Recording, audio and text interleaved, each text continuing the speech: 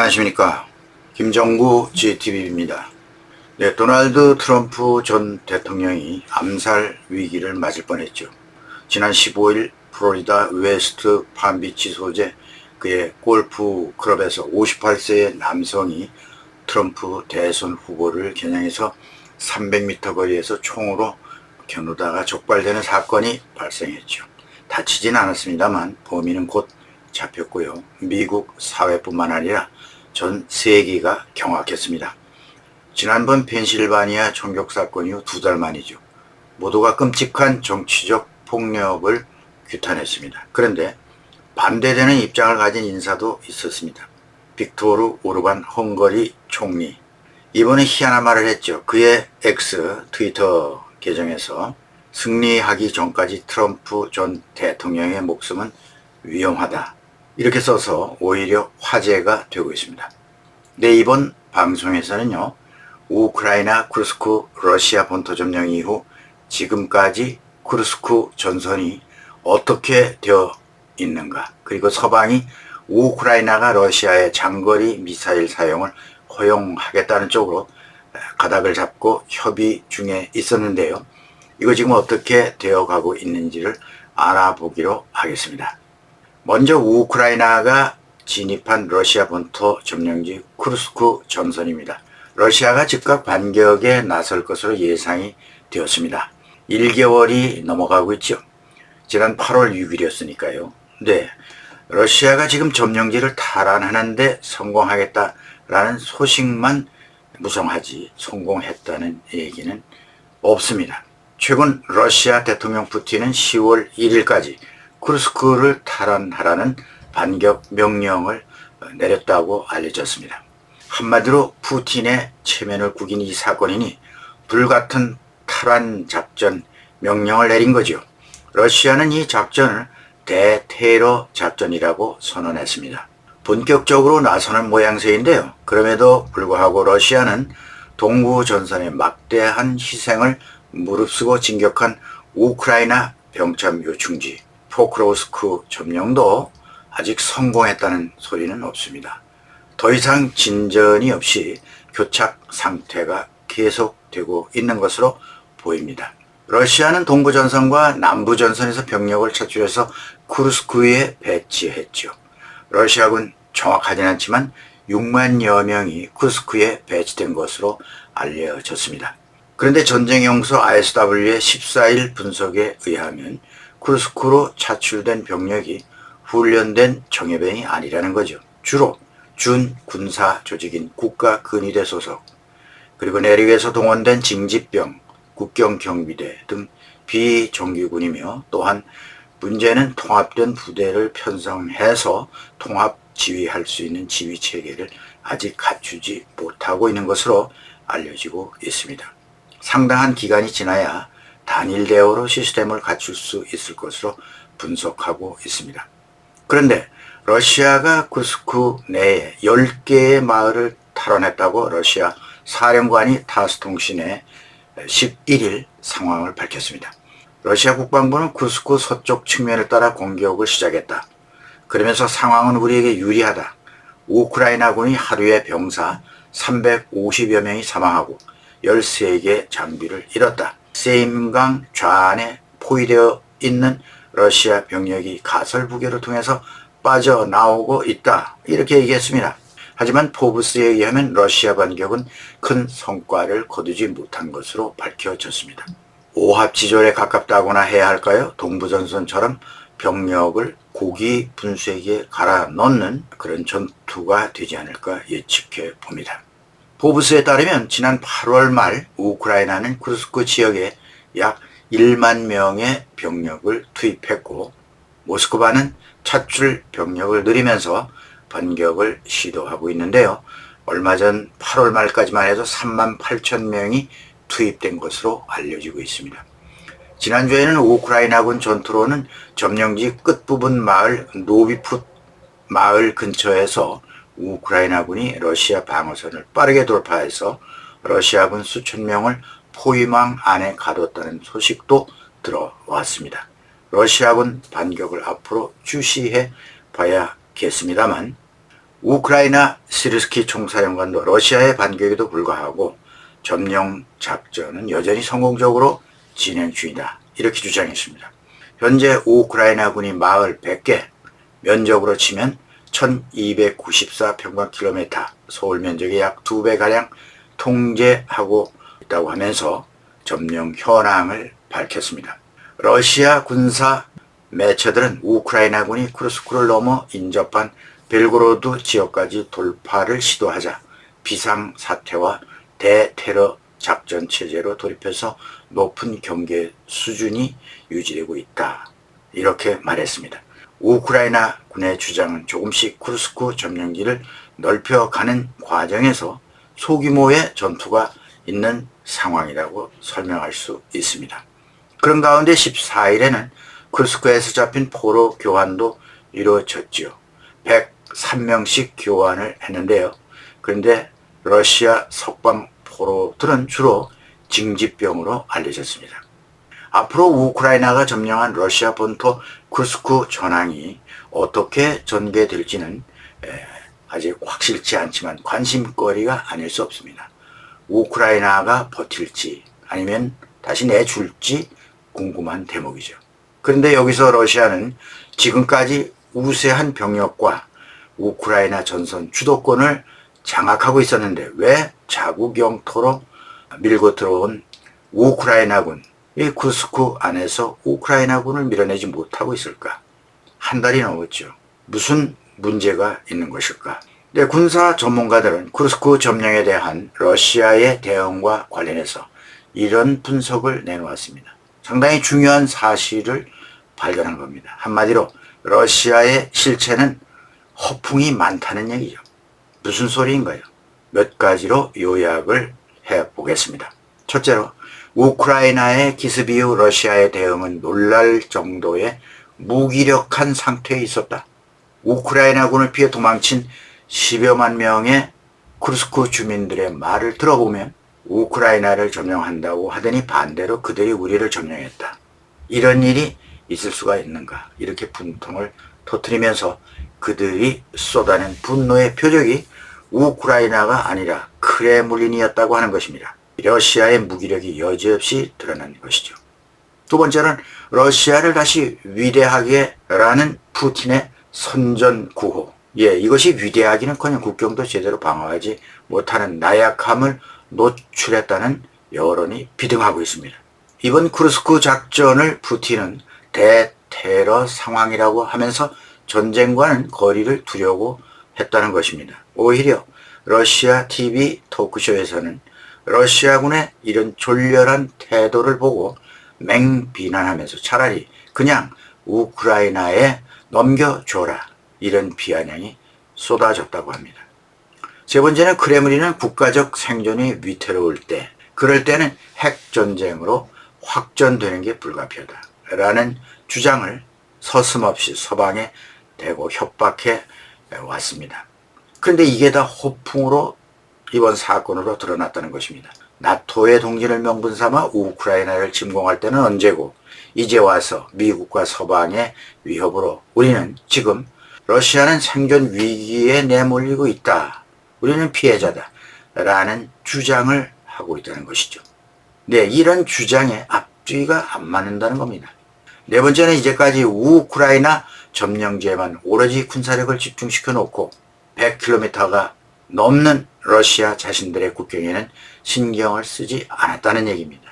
그리고 러시아 땅 모스크바는 안전지대다, 그런 인식, 안이하게 감히 우리를 건드릴 자가 없다 라는 식의 안이한 인식이 하루아침에 무너져 버렸다는 얘기입니다.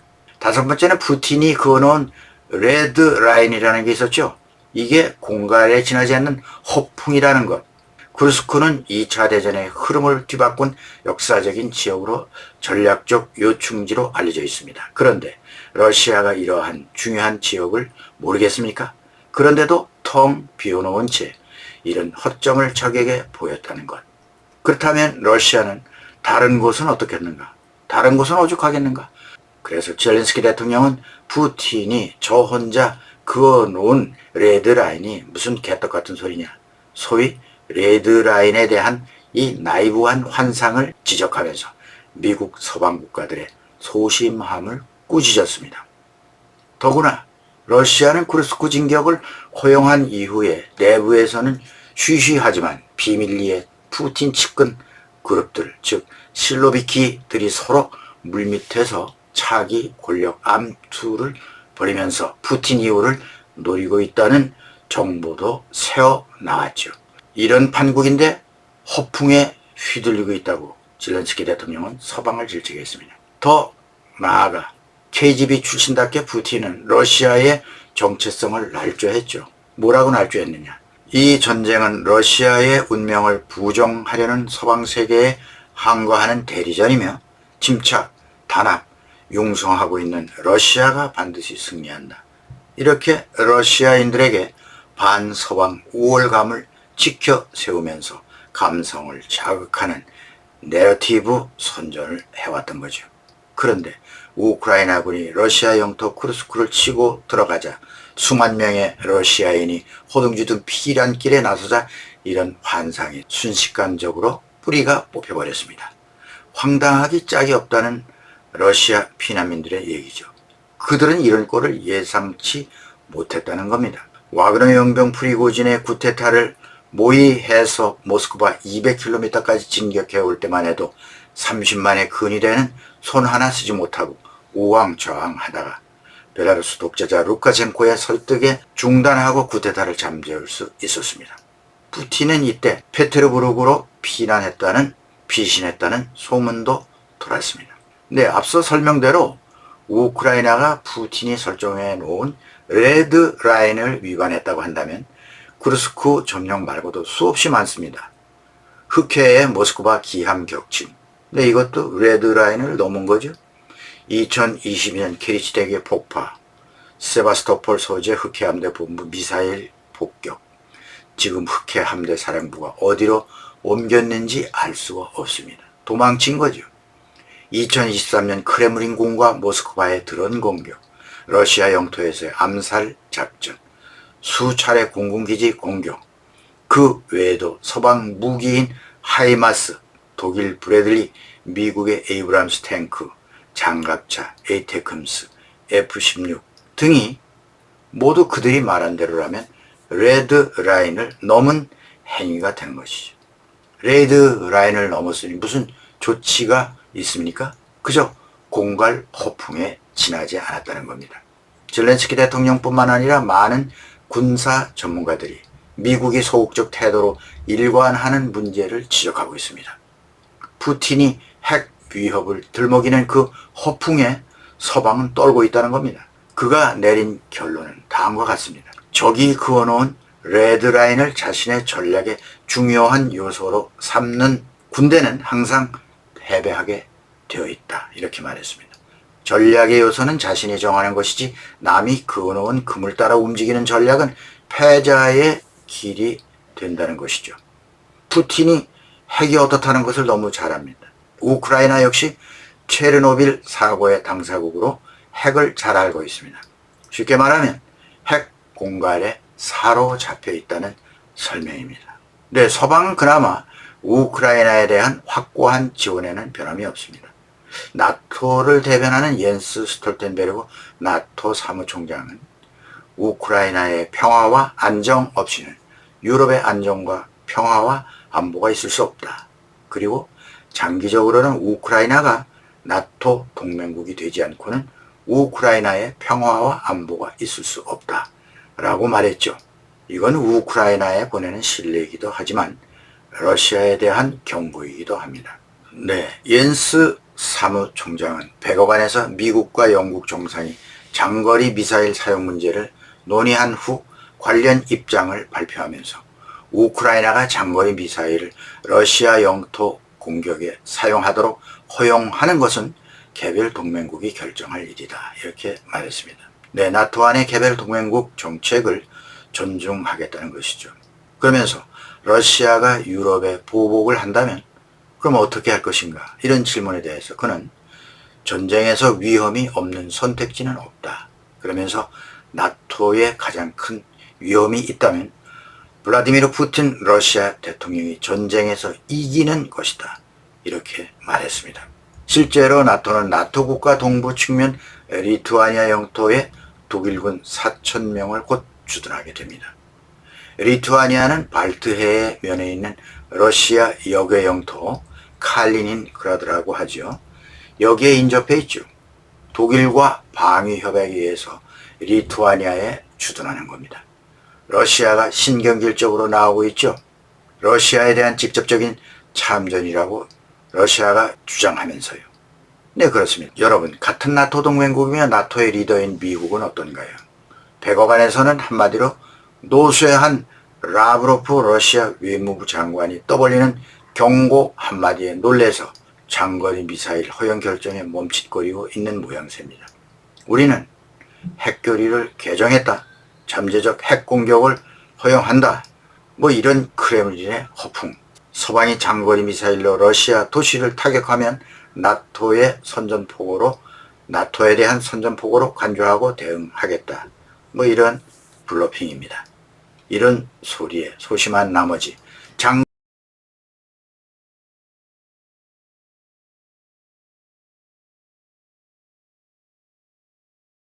미국이 많이 변했다는 느낌이 확 들어옵니다. 이렇게 바이든 대통령은 말하고 있습니다. 말로는 임기 끝나기 전에 우크라이나 최전선 위치를 강화할 것이다.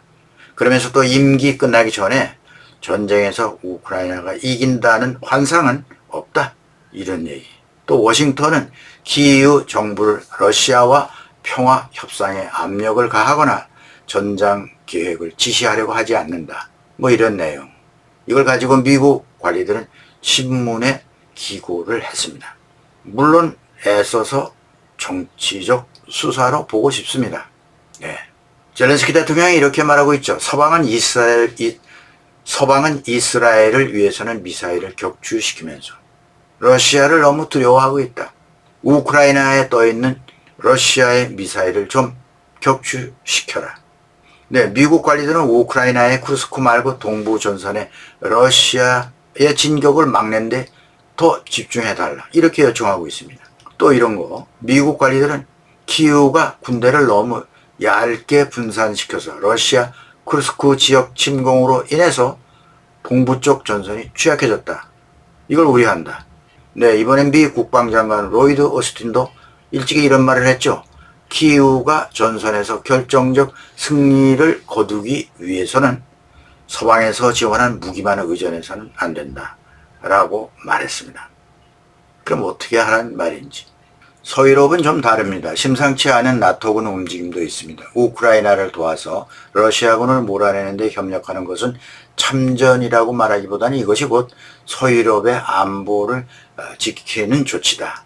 이것이 유럽의 대명분입니다. 그렇기 때문에 젤렌스키 우크라이나 대통령은 무기는 미국과 서유럽이 되고 있다. 이것으로 우크라이나 사람이 나가 싸운 것이다. 그러니 서방의 대리전이나 마찬가지다. 라고 주장했습니다. 맞는 말이죠. 러시아의 영토만 건드리지 않으면 된다. 우크라이나의 요구로 파트너 국가가 땅을 뺏기고 있는데 이를 돕지 않으면 나토가 위험해진다는데 이것을 알면서도 가만히 있는 나라가 어디 있나.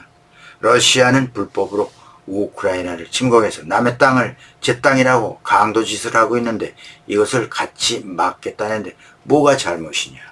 서방 세계도 협상 명분이 성립된다면 협상해야 한다는 그런 입장입니다. 하지만 젤렌스키 대통령도 반대는 하지 않죠. 다만 평화 협상을 지루하게 할 것이고 협상 기간 동안 야금야금 러시아가 밀고 들어올 게 뻔하고 전쟁이 멈춘들 점령지는 뺏길 것이고 그러면 러시아에 나쁜 학습 효과를 주게 되고 기회를 봐서 다시 침공할 것이니 휴전 기간은 러시아의 재침공 시간을 벌어주는 데 불과하다. 이러한 입장을 밝혔습니다. 그러다가 결국 우크라이나가 실패하면 러시아는 나토 국가와 직접 대치하게 되는 게 아니냐? 우크라이나는 러시아 점령지에서 러시아군을 완전히 철수시켜야 한다. 네, 이런 기본 전략이 우크라이나의 기본 전략입니다. 네, 다음 얘기는요. 에르도안 튀르키예 대통령이 이런 말을 했습니다. 러시아는 크림반도가 우크라이나에 반환돼야 한다. 이렇게 말하면서 지난 11일 키이우에서 열린 4차 크림반도 플랫폼 정상회의에 영상 메시지를 보냈죠. 크림반도를 우크라이나에 반환하는 것은 국제법의 요구사항이다. 라고 말했습니다. 에르도안 대통령. 네, 또 우크라이나 영토 보존과 주권, 독립에 대한 우리의 지지는 변함이 없다. 라고 하면서 이에 기반한 공정하고 지속적인 평화를 통해 전쟁이 종식되기를 진심으로 바란다. 이렇게 강조했습니다. 근데 이 크림반도에는 튀르키예의 타타르족이 소수민족으로 살아가고 있습니다. 이들에 대한 권리 보호도 촉구했습니다.